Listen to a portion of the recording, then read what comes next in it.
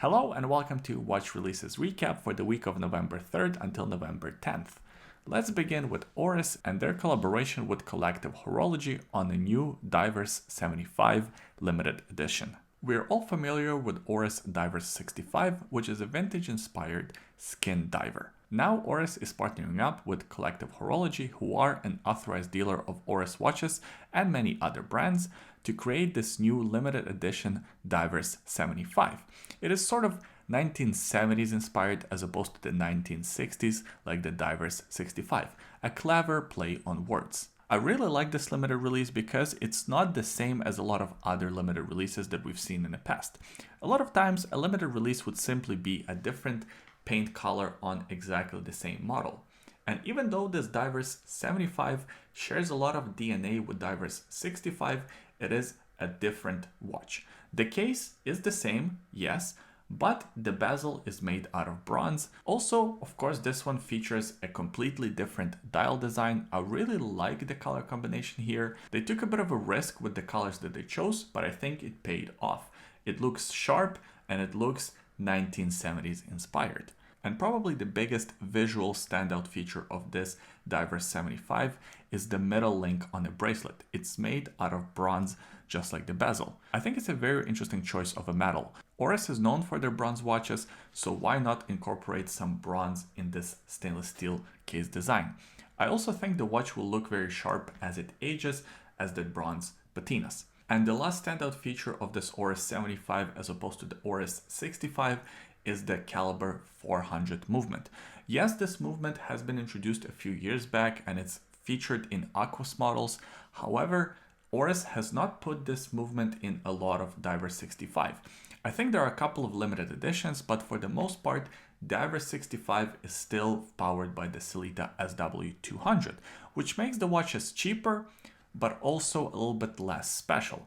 Having this watch being powered by the caliber 400, which has 10 days of power reserve, is a great choice. Now, of course, with exotic metals, exotic dials, and a high-end movement, you're looking at a high-end price. This model is limited to 250 pieces and it's priced at $4,150 for the pre-order or $4,500 US if the pre-order doesn't sell out and you just buy it at the retail level. I wish that Oris would incorporate this design into their regular catalog. I think it's a very good looking watch. The three new Grand Seiko 44GS models that are US market exclusive. So what exactly is this line of watches? These are a little bit dressier timepieces that come with a hand-wound caliber 9S64 in-house movement. It's a high beat movement beating at 28,800 vibrations per hour. It is also a movement that has 72 hours of power reserve. These models are also slimmer and smaller than usual Grand Seiko models. They come in a 36mm case and they're only 11.6mm thick, including the boxed sapphire crystal. Now there are three new additions, three new dial options included in this line. These are US market exclusives, which I think is completely stupid. Why would you limit your market? It's just creating extra hassle for Grand Seiko fans that might want to pick one of these up, but they live in Europe. Now they have to go through third parties and pay a little bit extra to get these watches. Seiko loves to have their dial colors inspired by different natural phenomena like seasons and such. Well, these ones are sort of inspired by winter and spring. The pink one with a green seconds hand is inspired by cherry blossoms once again, but of course when you have this beautiful natural phenomenon, it will inspire many dials. And Grand Seiko has been very successful with their pink cherry blossom type dials, so I'm not surprised that they released another version of this dial. The tricky part about these dials is that you really have to have one in your hand to figure out if the color works for you or not. Pictures never really represent what the dial looks like in person. When you look at the pictures, it looks very bright, but when you look at it in person, it could look completely different. The second version is this green dial. This one is inspired by the rainy season in the spring. It looks very beautiful. It's the most subtle one. It's probably the one that I would go for. Lastly, you also have the blue dial, which is inspired by the snow on the trees. I think this one also looks very beautiful, but there are quite a few different blue dials available in the market. I think the green one is the winner, at least for me. These watches are not a limited release, but they are exclusive to US only, and they're priced at $5,900 US. So you're paying about $400 premium over the standard version for these special colors. There's actually another Grand Seiko release, reference SBGW305, and this one got a lot of watch collectors excited. To understand this new release, we have to talk about a different watch that Seiko offers, reference SBGW235. This model is Japan market exclusive, and it comes on Beads of Rice bracelet. There's a lot of praise for this bracelet. I never actually experienced one in person. Usually Grand Seiko bracelets are not the best, but according to a lot of people online, this is one of the best Beads of Rice bracelets on the market. So now let's get back to the new release. Besides the new reference, the 305 is quite different from the 235. It has a different color to the dial. This one has a silver dial as opposed to the creamy dial on the previous version, but the previous version did have a blued seconds hand. This one just seems to have your standard stainless steel colored seconds hand. The dial itself is very clean, very minimal. There's no date complication, there's nothing. It's time only 3-hander, which a lot of people appreciate. Grand Seiko is known for their polishing. They call it Zaratsu polish, and this one here is finished to a very high standard. It's a very good looking watch. It comes actually with the same movement as the previous release that we talked about, the hand-wound caliber 9S64. So it's the same 28,800 vibrations per hour and 72 hours of power reserve. Now this watch only has 30 meters of water resistance because it's technically not a sports watch, it's a dress watch that comes on a bracelet. The thing that kind of turns me off a little bit from this watch is the price of it on the bracelet. So as I said, these Beads of Rice bracelets are very desirable. They were impossible to get on the watch unless you went to Japan or went through a third party. So on the bracelet, the watch costs 5,800 euros, which is quite a bit of money.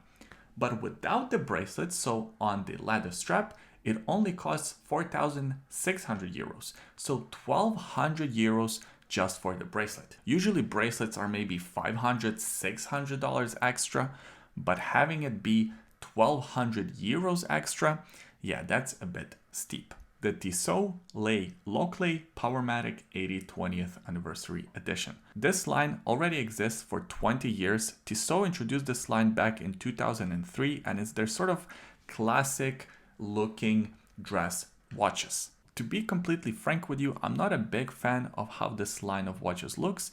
I don't know why, but it just looks kind of cheap to me.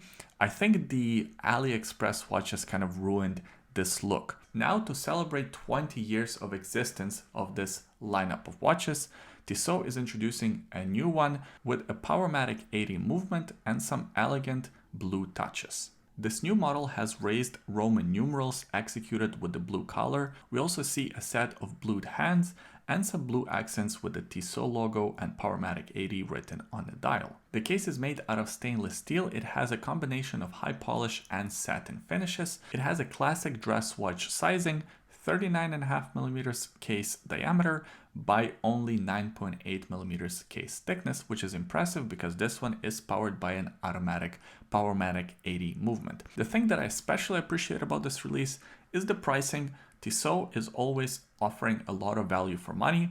This model is no exception. It costs $750 from the AD, and I think you get quite a bit of value for your money. It comes with the stainless steel bracelet as well as a leather strap, and the watch itself is very handsome if you're into this classic styling. If you're into this watch, I would advise you to wait a little bit.